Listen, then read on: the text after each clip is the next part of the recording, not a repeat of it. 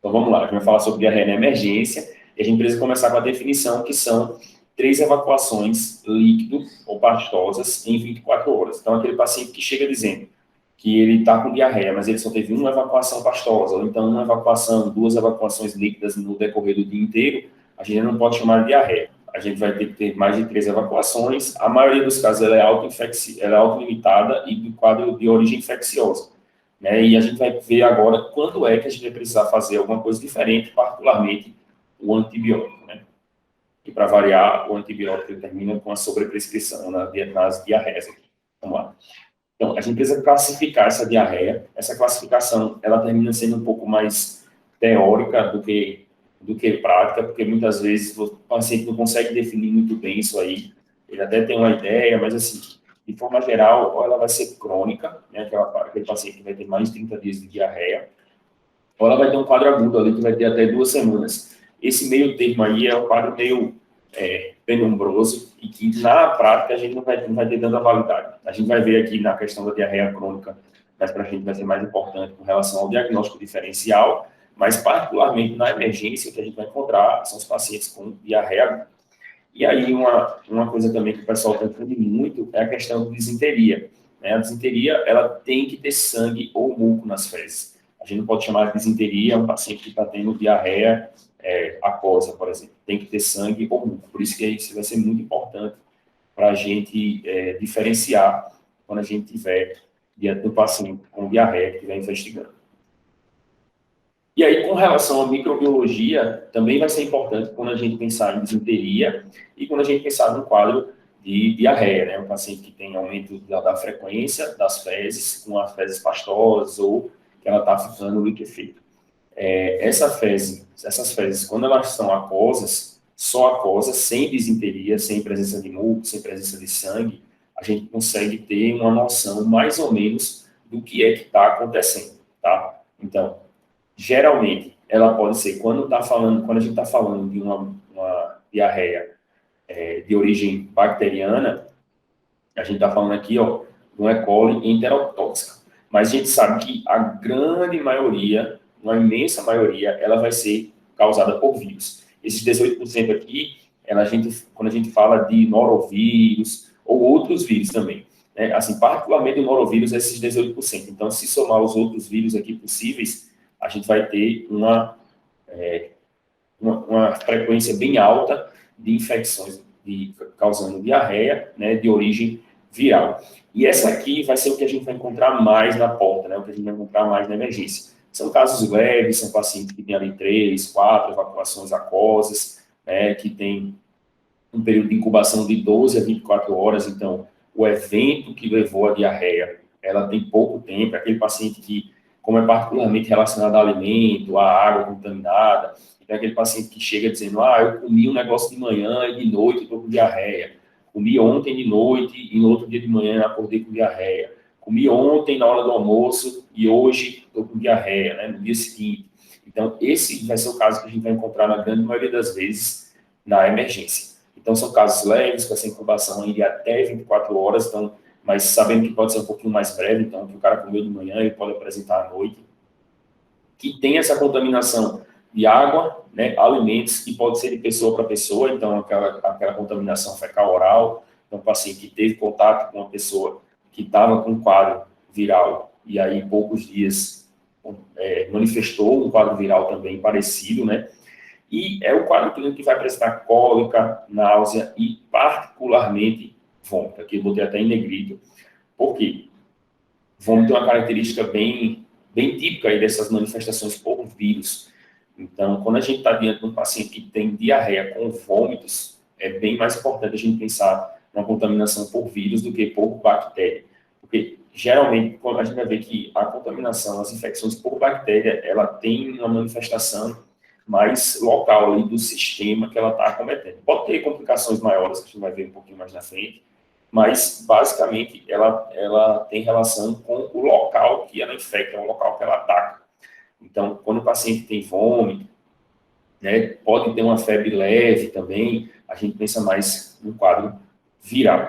Essa resolução ela é rápida também, é de 1 a 3 dias, então é aquele paciente que muitas vezes ele chega com um quadro de de diarreia, e na própria emergência ele não manifesta mais nenhuma evacuação. Então, é um paciente que tem um quadro que começa rápido e também resolve rápido. Então, particularmente, essas aí vão ser as infecções por vírus.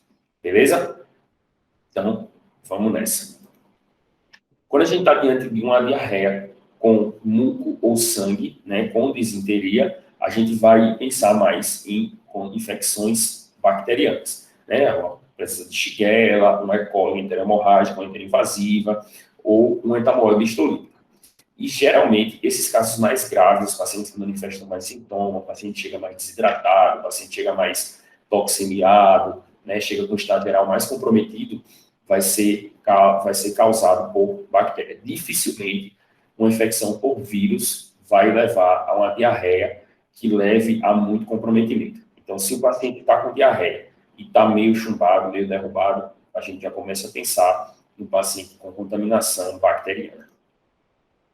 Com relação às manifestações clínicas, a gente também consegue ter uma ideia de onde é que está acometendo, né? Se é o intestino delgado ou o intestino grosso. E, dessa forma, a gente consegue ter uma noção também de qual o micro-organismo que está causando essa lesão. Então, quando a gente tem uma diarreia, que ela é mais aquosa, né? A gente não está falando de disenteria, mas que ela tem um grande volume. Então, um paciente que refere que ele não tem uma frequência aumentada de evacuações, ele tem mais de 3, mas ele não tem 20, 30. Muitas vezes o paciente chega, perdi as contas de quantas vezes eu fui no banheiro. Não, esse paciente, ele geralmente sabe mais ou menos. Fui umas 6 vezes de manhã para agora, fui umas 5 vezes de manhã para agora. Ele chega dizendo mais ou menos quantas evacuações ele teve e com um volume bem grande, né? Um volume bem grande, são diarreias aquosas, com muita cólica e gases. A gente está pensando mais numa contaminação do intestino delgado. Pode ser um E. coli, mas a gente tem aqui, particularmente, vírus, né? Rotavírus, norovírus e a giardia também pode causar isso aí. Quando a gente fala de contaminação que ataca mais o intestino grosso, a gente vai ter muito mais frequência de evacuações do que volume de evacuações. Então, o volume é menor, mas é o paciente que fala, perdi as contas. Eu acordei hoje de manhã, acordei de madrugada com diarreia e perdi as contas de quantas vezes eu fui no banheiro. Então, esse paciente ele tem uma frequência muito grande, com pequeno volume, está muito relacionado com dor abdominal, e nem sempre no paciente com a contaminação do intestino delgado ele vai ter essa dor tão frequente, né? Não vai ter essa dor cólica, mas ele está muito relacionado à dor abdominal na hora de evacuar, e que pode ter a presença de mucosangue. Geralmente, esses quadros invasivos, eles são mais relacionados ao intestino grosso. E aí a gente vai ter entamoeba histolítica, vai ter também a contaminação de CMV, aqui particularmente o adenovírus, né, pensando em vírus, mas assim, é muito mais comum, e outras bactérias aqui, enteroinvasivas clássicas aqui, né, Shigella, Yersinia e Clostridium, né, que aqui é o que vai fazer a colite pseudomembranosa. Aqui, particularmente com relação a CMV e Clostridium, a gente tem uma população bem específica, né? O pessoal do Clostridium é o que fez uso de antibiótico. Então, a gente vai ter pacientes que fizeram uso de antibióticos até 30 dias, é mais incomum, mas pode acontecer. O paciente teve uma alta recente, por exemplo, fez uso de alguma penicilina, que é os mais comuns de causar colite, e aí ele pode começar a desenvolver uma diarreia. Então, pode ser que seja uma colite pseudomembranosa. Não é o objetivo da gente aqui, a gente vai ter uma aula específica sobre colite pseudomembranosa, ainda vou disponibilizar lá na plataforma, mas a gente vai ter mais detalhes sobre isso nessa aula específica. CMV a gente vai ter mais nos pacientes que são imunossuprimidos. Então, aquele paciente que paciente que é HIV com AIDS, o paciente que ele faz uso de quimioterapia, o paciente transplantado, ele pode desenvolver isso aqui, uma diarreia por CMV. É bem mais incomum, mas é um diagnóstico diferencial que tem que estar presente aí para a gente, porque eventualmente a gente vai receber um paciente que está lá na emergência e é imunossuprimido e com quadro de diarreia, e aí pensar nessa possibilidade aí para CMV. O resto não, o resto pode dar aí em qualquer outro paciente, mesmo ele competente, e a gente vai diferenciar tanto pelo quadro clínico como pelo meio de contaminação. E um paciente particularmente, ele vai chegar desidratado. É a pior coisa que a diarreia pode causar é a desidratação junto com os distúrbios hidroeletrolíticos. Então, esse paciente, ele pode estar hipovolêmico, né, pelo volume de fezes muito aumentado, pelo volume de líquido que ele pode perder. Pode ter uma perda de sangue também, né, pode ter ali lesão do trato gastrointestinal, levando aí a um comprometimento da função do intestino bem significativa, levando a essa hipovolemia. E o que o paciente pode apresentar? O olho fundo, né, a boca seca, as mucosas também desidratadas, o paciente pode ter sede, alteração do turgor da pele, né, a pele não volta quando a gente faz a pinça aqui assim no braço, na perna, na mão, e a pele não volta, a gente tem essa alteração, e ela vai piorando, né, tanto da sede, o olho, a mucosa, o turgor da pele vai piorando conforme o paciente vai desidratando, né? Ele vai perdendo água e perdendo volume. Desidratação é um pouquinho diferente de hipovolemia. A gente vai ver melhor isso aí quando a gente for falar a questão do distúrbio de sódio e tudo, mas o paciente desidratado, ele perdeu só água. Então, o paciente desidratado, ele ainda mantém sódio. O paciente que está hipovolêmico, ele perdeu tudo, ele perdeu água e eletrólito. Então, nesse caso aqui do paciente que ele faz diarreia, ele perde tudo, ele perde eletrólito. Então, ele pode perder tanto volume e tanto eletrólito que ele pode fazer distúrbio eletrolítico, né, relacionado a também distúrbio ácido-base, né, relacionado à perda de potássio nas fezes, perda de base nas fezes, levando a acidose. Ele pode ter um comprometimento da volemia tão significativa também, levando a rebaixamento do nível de consciência, piora de algumas comorbidades que ele pode ter, por exemplo, IC, alguma outra complicação, e levando a rebaixamento, levando a piora do nível de consciência, levando a diminuição da sede, porque, na verdade, não é que ele está sem sede, é porque ele não consegue ir lá buscar a água para ele, então ele não, aí vira uma bola de neve, né?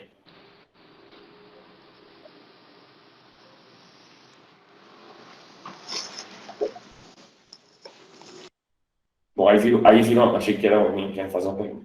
Então, vira uma bola de neve, né? Aí o paciente, ele vai perdendo água, ele está ruim já, comprometido, hemodinamicamente, não consegue buscar água e vai só piorando, beleza? Então, basicamente é isso aí, é essa alteração de volemia que vai piorando a clínica do paciente. O que ele pode ter de complicação também? Ele pode ter bacteremia, particularmente nos pacientes que são imunodeprimidos, então, aquele paciente HIV, com alguma infecção bacteriana mais significativa. Então, esse paciente aí, ele pode desenvolver um quadro de bacteremia, sepsis, um quadro mais importante. Pode desenvolver também síndrome hemolítico urêmica, né, com a presença de lesão renal, anemia hemolítica microangiopática e plaquetopenia, muito relacionado a uma cepa específica de E. coli, que produz toxina Shiga e Bushigella, né? E pode desenvolver também Guillain-Barré, quando o paciente tem uma contaminação com Campylobacter, ou artrite reativa relacionada a outras contaminações bacterianas. Essas complicações são muito, muito mais raras, mas é importante a gente estar presente aí para essas possibilidades, para caso a gente se encontre diante de um paciente desse, a gente não deixar passar. Mas o que pode acontecer mais comum é a questão da bacteremia, né? O paciente imunodeprimido, o paciente que tem algum comprometimento aí, o paciente HIV particularmente, talvez a gente vai encontrar mais, ele é imunodeprimido, tem uma contaminação bacteriana e termina fazendo acesso com uma diarreia. É muito mais comum o paciente de HIV se apresentar na emergência com outros quadros infecciosos, né? Mas também pode apresentar diarreia lá enquanto você está avaliando o paciente. E aí, de diagnóstico diferencial, a gente precisa saber se esse quadro ele é repetitivo, porque às vezes o paciente chega, eu estou com diarreia há 2 dias, mas aí se você não perguntar, já aconteceu isso antes, o paciente provavelmente não vai dizer, porque para ele, aquilo ali é o que está incomodando ele na hora, 3 dias de diarreia ou 2 dias de diarreia, é o que está incomodando ele na hora. Mas é muito importante que você pergunte, já teve isso antes alguma vez? Já apareceu algo parecido alguma vez? Porque às vezes o paciente não acha que é relevante, mas quando a gente está falando de diarreia, é extremamente relevante. Por quê? O paciente fala, todo mês eu tenho. Eu tenho sempre diarreia quando eu faço tal coisa. Eu tenho diarreia, eu tive diarreia tal época, passei tantos dias. Então, Isso vai ser muito relevante. Se esse paciente tem recorrência desse quadro, se a diarreia desse paciente, ela aparece, se é a primeira vez que aconteceu, se tem uma frequência bem determinada, se tem relação com alguma coisa que ele come, né? E se é um quadro mais crônico, né? Quantos dias tem diarreia, assim, de forma mais objetiva, né? Perguntar ao paciente, quanto tempo faz que está com diarreia? Nesse período aí, às vezes você fala, faz uma semana, aí tá, você já fica meio suspeito, assim, porque esses quadros infecciosos, eles tendem a não ser tão arrastados. Então, apesar de ter essa classificação de agudo até 14 dias, dificilmente o paciente com diarreia, com origem infecciosa, ele vai ter um quadro de uma semana. Então, você já começa a levantar a antena e perguntar, sim, mas nunca aconteceu antes. Nesse período aí de uma semana, não ficou nenhum período sem diarreia, ou existiu antes dessa semana alguma diarreia, né, algum evento de diarreia prévio, né, que melhorou 2, 3, 4, 5 dias depois voltou. Por que isso é importante? Porque a gente precisa considerar a doença inflamatória intestinal, quando a gente está dentro de um paciente com diarreia crônica, e aí, particularmente, os pacientes com doença inflamatória intestinal, eles podem apresentar um quadro que simula uma disenteria, né? O paciente vai ter fezes com muco, vai ter fezes com sangue, ele vai ter mais sintomas constitucionais, geralmente ele vai ter perda ponderal, ele vai ter febre, ele vai ter mais complicações aqui associadas à doença inflamatória intestinal, ou até síndromes desabsortivas, para aquele paciente que tem alguma alteração, né, por causa da alimentação, relacionada a alguma coisa que ele come, e aí ele tem mais manifestações por síndromes desabsortivas, como problemas carenciais, como anemia, alguma coisa que vai te ajudar também a direcionar. Mas é muito importante a gente checar essa questão aí da recorrência, né? O paciente que está com quadro novo, está chegando com... É novo, nunca aconteceu antes, tem poucos dias, ou já aconteceu alguma outra vez há pouco tempo atrás, já aconteceu alguma outra vez há 3, 4, 5 meses atrás e foi parecido, né? E tem uma frequência pré-determinada, ou o paciente que tem uma diarreia crônica, né? Faz 45 dias que eu estou tendo diarreia. Então, nesse paciente aí é importante a gente considerar doença inflamatória intestinal, síndrome desabsortiva e, particularmente no paciente com diarreia crônica, investigar se existe uma infecção, uma contaminação pelo HIV. Por quê? Porque pode ser uma manifestação do paciente com HIV, a diarreia crônica. Então, caso esse paciente aí não tenha teste, não tenha diagnóstico, é importante questionar ele se ele já tem diagnóstico de doença viral, se ele já tem feito alguma investigação prévia com relação a isso e questionar se ele deseja fazer o teste, né? Particularmente no HIV é importante que você questione o paciente se ele quer fazer o teste ou não, apesar de ser uma questão aí de saúde pública, se você explicar bem, a grande maioria vai aceitar fazer o teste, mas ele precisa dar esse aval aí para ser testado. E aí, como é que a gente vai abordar esse paciente? Então, a gente viu aqui as bases, né, o que a gente precisa tá sabendo para poder avaliar o paciente com diarreia, e aí vamos ver como é que a gente vai abordar, o que a gente vai precisar fazer primeiro. O exame clínico, né, assim, é fundamental e faz toda a diferença fazer um exame clínico bem feito, porque a gente vai ver que a parte do exame complementar para o paciente com diarreia, ela é menos relevante. Então, a diarreia é uma situação clínica em que só na consulta ali na sua frente você já consegue matar muita coisa e definir o tratamento, definir o segmento desse paciente, as orientações que você precisa dar. Então, aqui, mais uma vez, é importante demais você focar no exame clínico com cuidado e bem direcionado ali, de forma objetiva, claro, a gente está falando de emergência, então a gente não precisa fazer aquele exame de semiologia, né, do quarto período, aí, dependendo de onde você tenha feito, mas você tem que ter um critério avaliar direitinho. Então, você vai questionar a alimentação, o que foi que você comeu, né? Relaciona com algum alimento diferente, comeu, comeu alguma coisa diferente no dia de hoje, ou no dia anterior ao início da diarreia, alguma coisa com leite, né? Então, pensando algum leite estragado, algum alimento com leite estragado, carne estragada, alguma coisa diferente assim, a gente pensa mais na contaminação por E. coli. Quando a gente fala de água, eu comi na rua, tomei um suco não sei aonde, contaminação de água, a gente está pensando mais ali em vírus, né?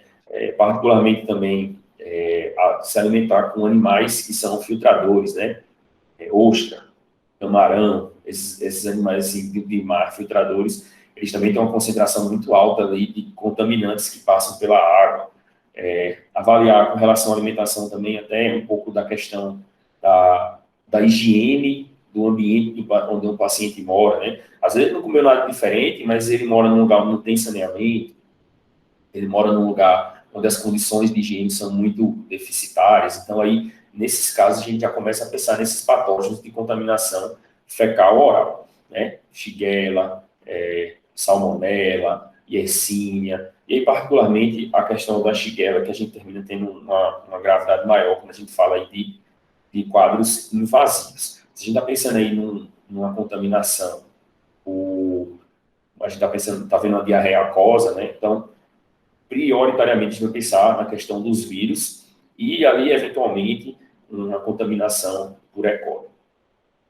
Outra coisa que a gente precisa perguntar, fez uso de antibiótico recente? Como eu falei agora há pouco, né, um pouquinho mais cedo, eu falei com relação à contaminação por Clostridium, né? Então, o paciente que fez uso de antibiótico, ele pode ter um quadro de diarreia por Clostridium, né? É mais difícil você ter uma contaminação ali, uma manifestação clínica depois de um bom tempo de uso de antibiótico, mas é possível. Então, até 30 dias aí pode ser que seja uma diarreia causada aí por essa alteração na flora intestinal. Lembrar que ele pode também ter feito uso de antibiótico na semana, né? Tá fazendo uso de antibiótico, evoluindo com diarreia. Nesses casos aí, a grande maioria das vezes não vai ser por Clostridium, né? A gente tem que pensar no Clostridium quando a gente está falando de uso de antibiótico recente, particularmente penicilina, mas a maioria das diarreias causadas por antibiótico é só uma desregulação na flora que leva a um aumento, né, de líquido, né, de extravasamento de líquido para o trato gastrointestinal, e a gente tem uma diarreia que é particularmente secretiva, né? A tendência é que ela não seja invasiva, assim, normalmente não vem com presença de sangue, beleza? E a gente precisa aqui, nessa hora, no exame físico, né, avaliar bem a volemia desse paciente. A gente precisa ver como é que estão as mucosas, como é que está a pele, a questão do turgor, né? A mucosa está seca, a mucosa está mais ou menos seca, a mucosa está muito ressecada, a pele tem um turgor ok, né? A pele ela está fazendo uma prega e está demorando a voltar, ou ela está ficando aqui em tenda, né? Que a gente já vi pacientes aí desidratados, particularmente idosos, né, que quando você faz a pinça assim na pele, a pele não volta. Então, esse paciente, e era um paciente que chegou com diarreia, um paciente idoso frágil, então, com certeza, esse paciente estava extremamente hipovolêmico, mucosas super ressecadas, o olho fundo, o turgor da pele comprometido. E aí, na parte da ectoscopia, você já consegue ver isso aí, já consegue ver bastante coisa. E aí você vai lá para os sinais vitais desse paciente. Como é que está a frequência? O paciente, quanto mais hipovolêmico, a tendência é que ele tem que compensar mais a hemodinâmica dele.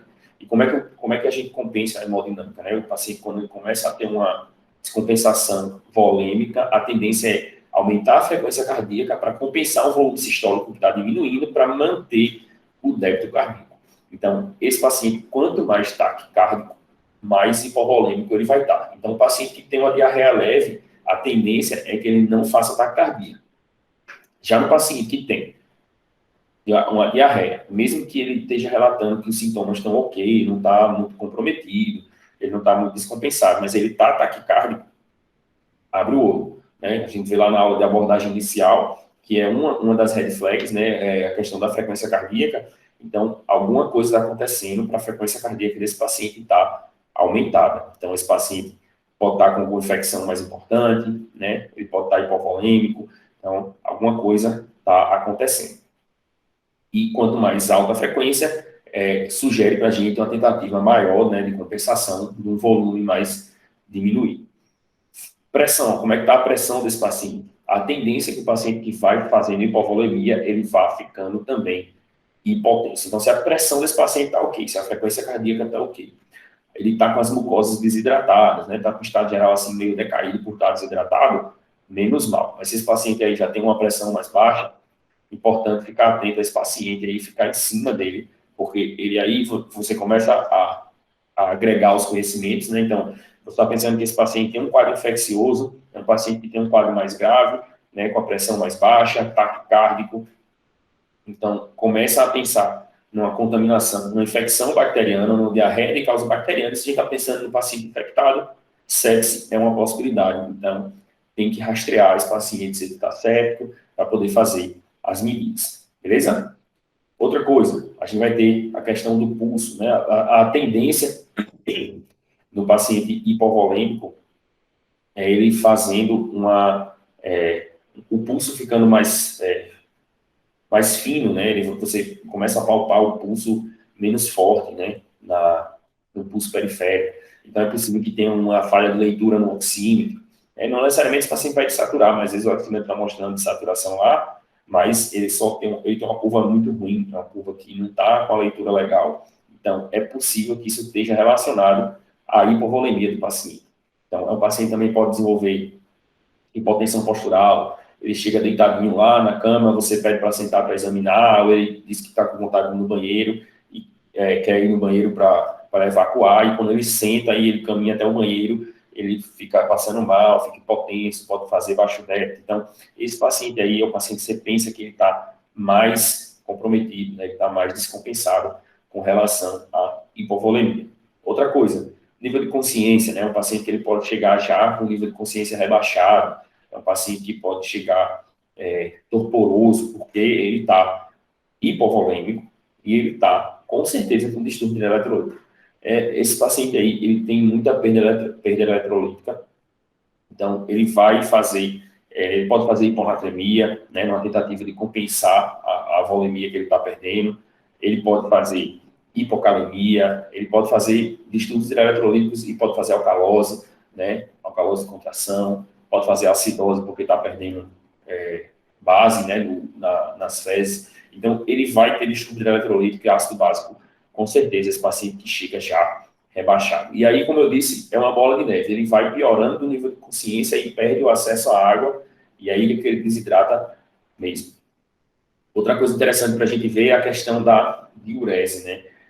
No paciente que você ainda consegue conversar, eles ainda relatam que o xixi está escuro, apesar de não ser um dado clínico muito objetivo, a cor do xixi, mas a gente sabe que o paciente que está bem hidratado, que está com a volemia bem estabelecida, a tendência é a urina dele ser clara. Então, o paciente chega dizendo que está com xixi escuro, então, é algo para se considerar, né? Assim, é um dado mais subjetivo, menos objetivo, a gente não vê tanto assim na questão da literatura, mas é algo a se considerar. E aí, se a gente consegue medir essa diurese, e que não vai ser todo mundo que você vai precisar passar a sonda, né? Particularmente aquele paciente está mais descompensado, o paciente que está mais derrubado, você vai passar a sonda para quantificar a diurese. Então, você vai ver ali o débito urinário desse paciente, né? Abaixo de 0,5 ml quilo-hora, que vai dar a cada 2 horas o peso do paciente, né? 0,5 ml quilo é igual a hora, é igual a 1 ml quilo a cada 2 horas. Então, é o peso do paciente a cada 2 horas que ele precisa urinar. Então, abaixo disso aí, é um paciente que está mais hipovolêmico também. Então, fica atento aí a esses sinais, né? Do exame físico da ectoscopia, alguns sinais vitais que você pode avaliar, nível de consciência e a diurese aí vai ser bem importante para a gente avaliar nesses pacientes diarreia.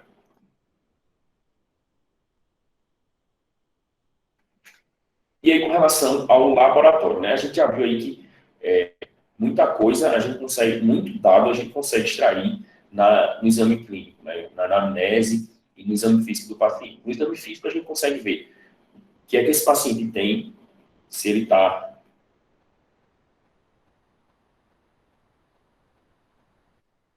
Deixa eu ver se aqui alguma coisa eu não consegui ver qual foi a notificação.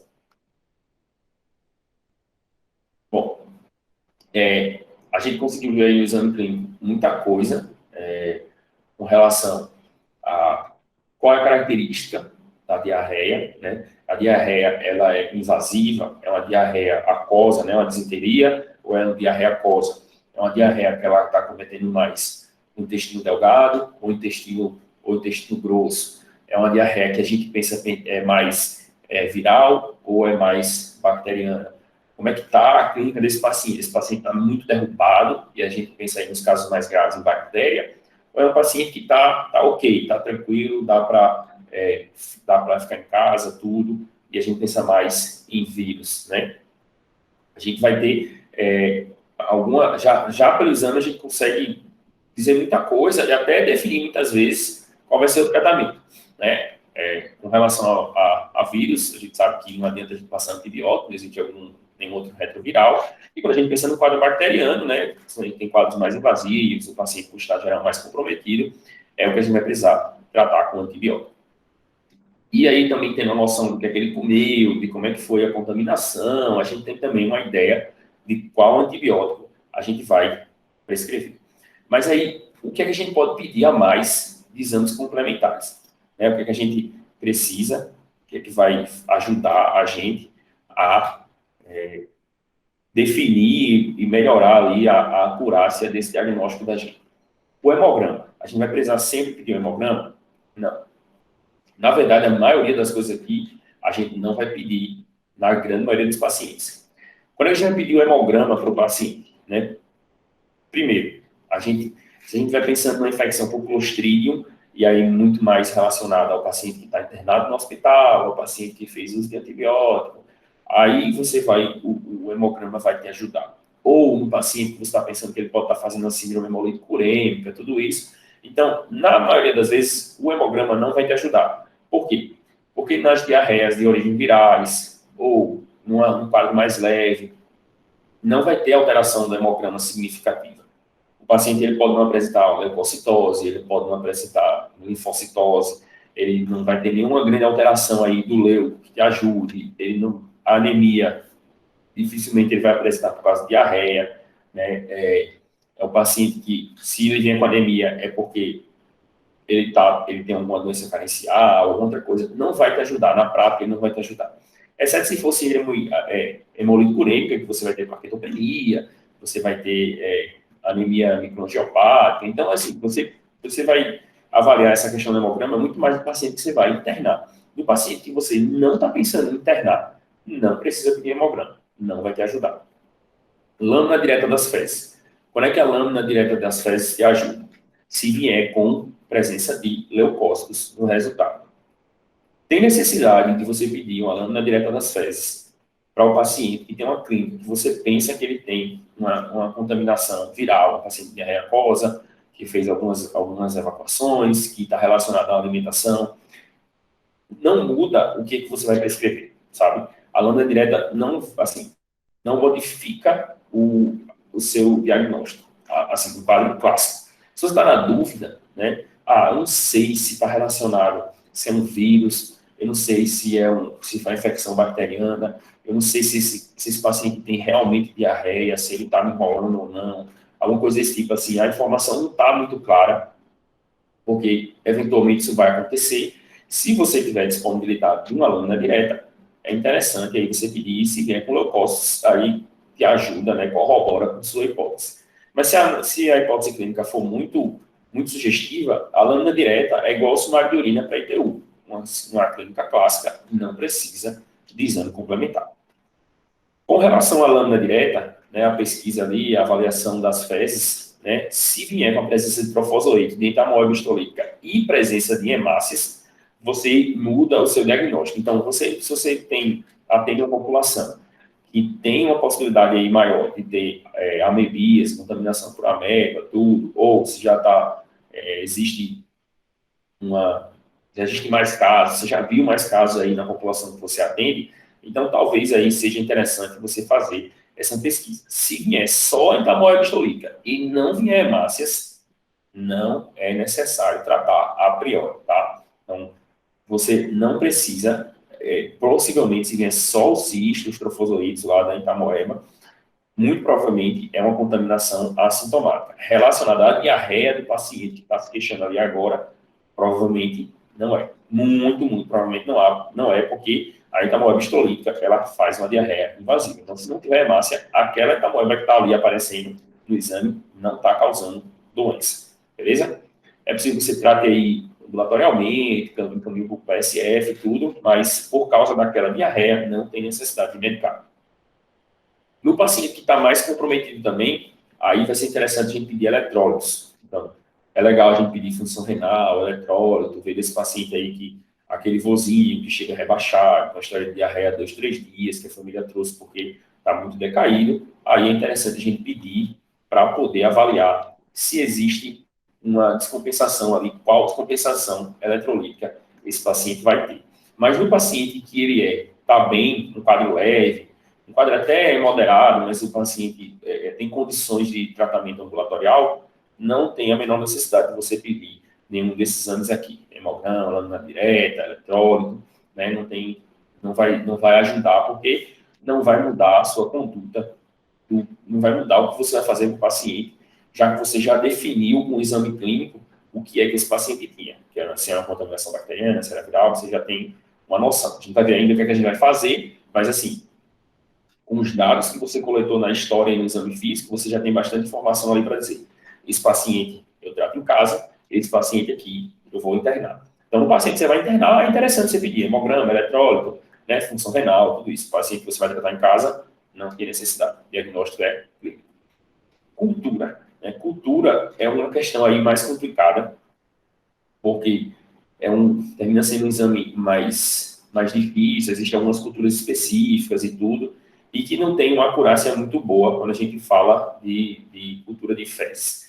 Então, a gente reserva a solicitação de cultura de fezes para casos mais específicos, né? Paciente idoso frágil, paciente que tem comorbidades que podem complicar pela hipovolemia, como insuficiência cardíaca, paciente imunodeprimido, porque a gente identificar o patógeno vai mudar muito a conduta da gente.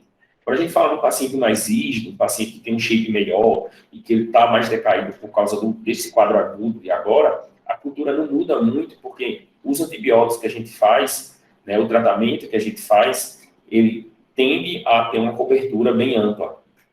Então, não muda tanto no paciente que está ok. A gente muda mais no paciente que está mais decaído, ou paciente que pode ter alguma bactéria aí diferentona, né? O paciente imunocomprometido, ele pode ter contaminação CMV, ele pode ter um outro vírus, ele pode ter uma outra bactéria que não é tão comum no paciente imunocompetente. Então, nesses pacientes aí faz diferença a gente saber qual é o tratamento que a gente está fazendo. Já no resto, como é mais complicado, mais demorado, tudo isso aí, então não vale tanto a pena no paciente que está bem. No paciente está grave, aí vale mais para a gente poder direcionar melhor o tratamento. E como é que a gente vai tratar? Basicamente, o tratamento é suporte, né? Suporte com a compensação da volemia e, preferencialmente, essa compensação da volemia VO. Então, a gente vai fazer o soro de reposição oral, que o Ministério da Saúde distribui, vai ter na farmácia, nas farmácias aí a gente tem aquelas formulações prontas, né? Pedialyte, Pedialyte é um nome que eu lembro mais, mas tem outros likes aí, não sei o que like, enfim, vai ter nome parecido com esse. E na unidade básica de saúde, elas também é distribuído o soro de reidratação oral, um sachê, tem orientação lá como é que se dilui, né, para poder o paciente tomar e repor os fluidos que ele está perdendo. Se é um paciente que você não quer mandar para o BSF para pegar um soro de reidratação, ou você não quer prescrever porque é custoso essa questão de Pedialyte, tudo isso aí, então você pode orientar que ele beba pelo menos um copo d'água depois de cada evacuação e orientar que esse paciente tende a ser autolimitado, e particularmente que a gente vai encontrar muito mais diarreia por vírus, né? Então vai ser mais diarreia aquosa, tudo isso. Então, orientar que é um quadro que tende a resolver rápido, que é um quadro que não tem gravidade, e orientar a manter a hidratação. Se ainda assim você ainda quiser fazer a questão do soro caseiro, né? O paciente que tem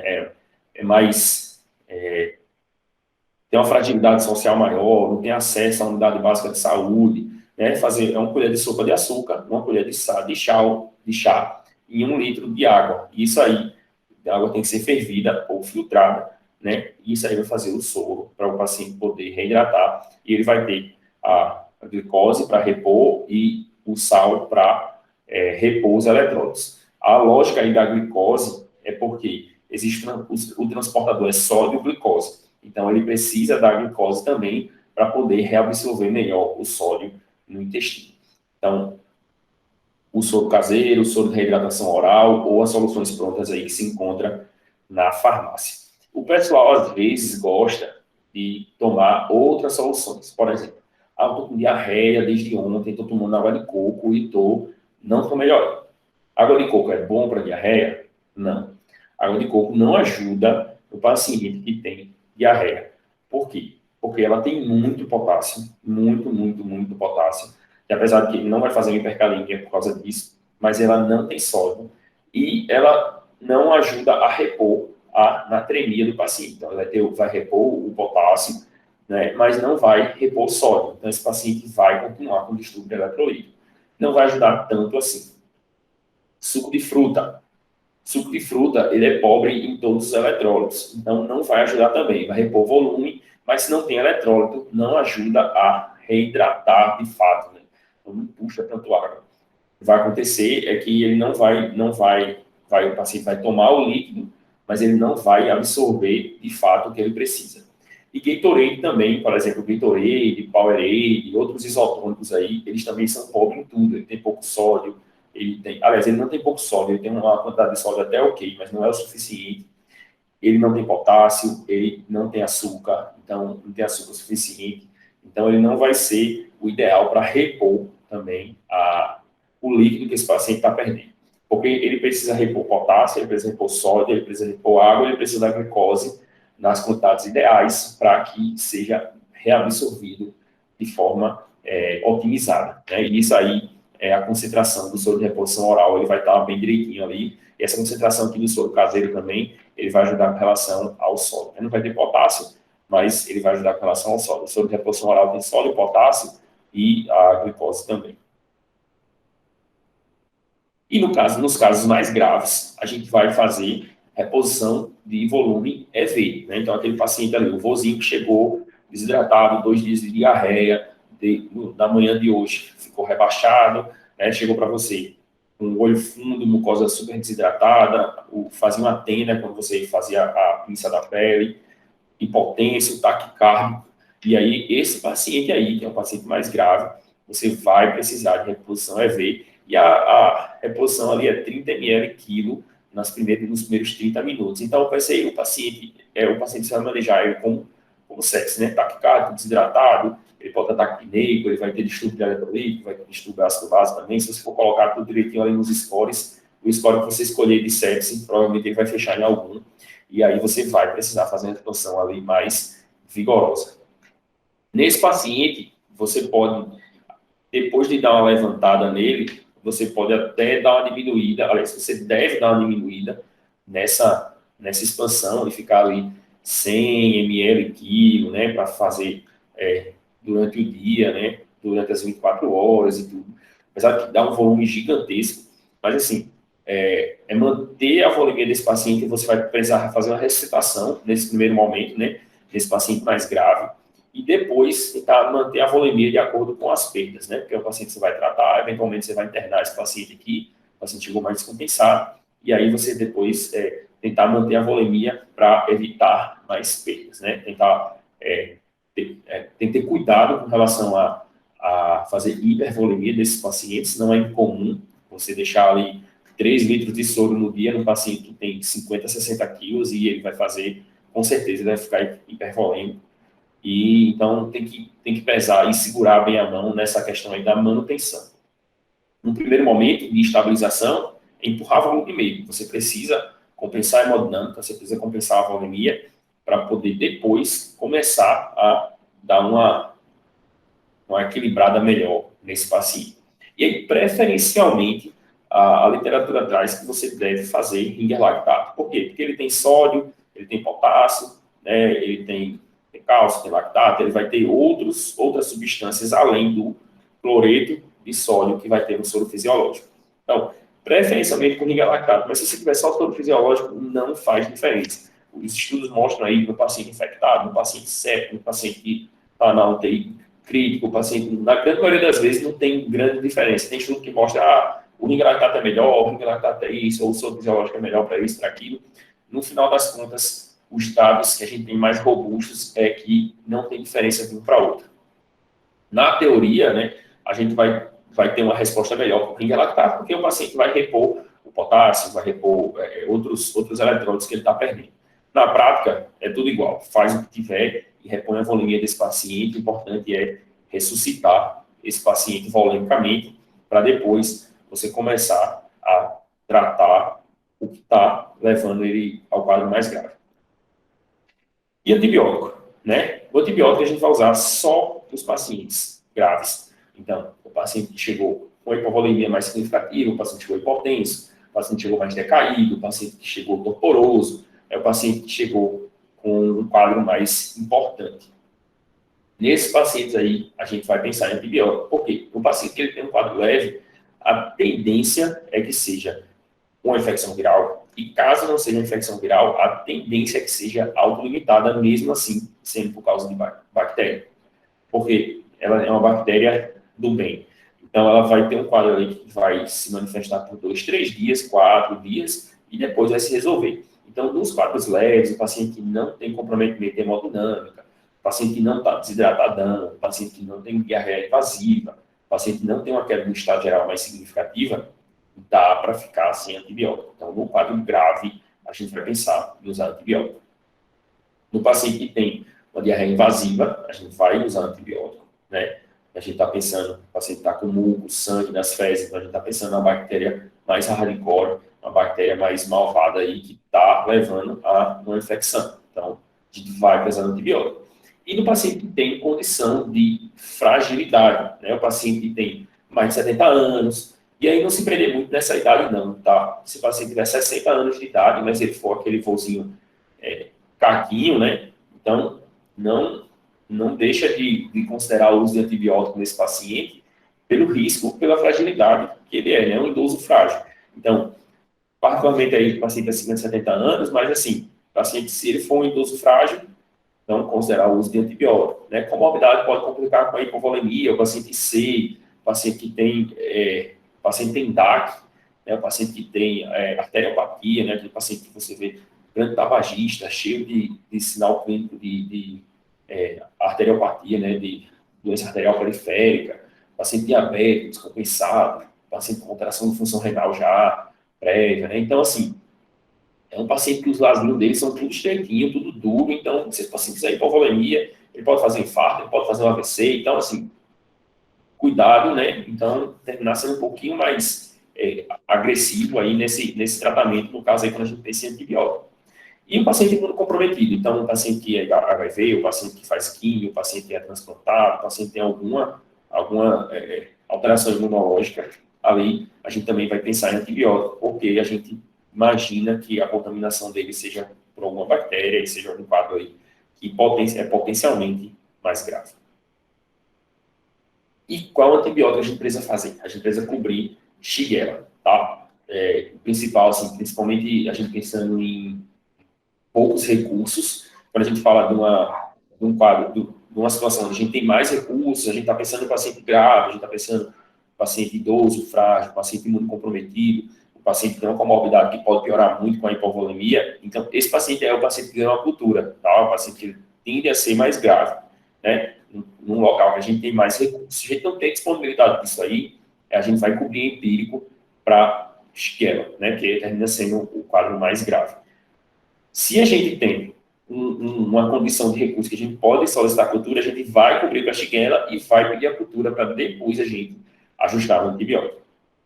Então, o que a gente pode fazer de antibiótico? Azipro, pode fazer 1 grama de uma vez só, mas geralmente dá muito desconforto gástrico.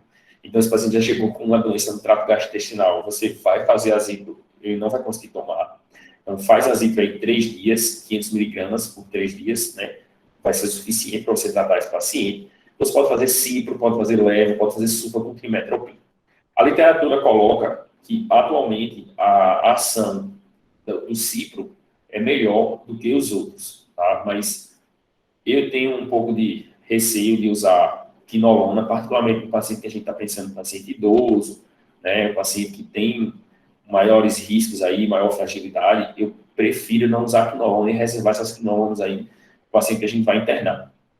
Mas, por exemplo, está diante de um paciente com uma diarreia invasiva, um paciente jovem, eu dou preferência para usar outros antibióticos, particularmente a sulfacontrimetropin, que a gente consegue ter uma cobertura bem ampla, né? Sulfacontrimetropin, na minha época de faculdade, era algo que não se usava mais, mas atualmente a gente tem usado, e por causa de resistência. Atualmente, assim, não sei dizer se existe alguma resistência maior na região onde você está e tudo, mas por aqui dá para usar sulfacontrimetropin de boa e os pacientes têm uma boa resposta. Então, se for usar sulfacontrimetropin, eu vou fazer o Bactrim F, né, 800, 160, 2 vezes no dia por 5 dias. É um tratamento um pouquinho mais prolongado, mas o custo é baixo, então é fácil de achar, então é tranquilo de tratar esse paciente. Eu gosto de reservar quinolonas aí para o paciente que está internado, então ciclo, leve, o paciente que está internado. E você pode também usar também a azitromicina, 3 dias, que vai ser tranquilo também, tem uma cobertura boa.